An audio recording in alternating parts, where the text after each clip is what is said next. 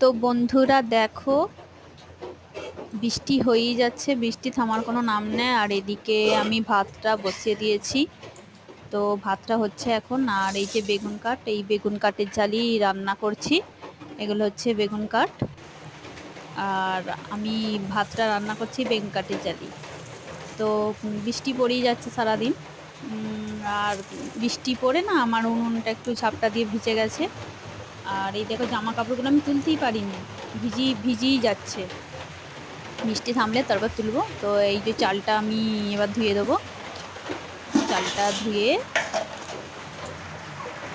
চালটা ধোবো এবার। ধুয়ে দিই চালটা।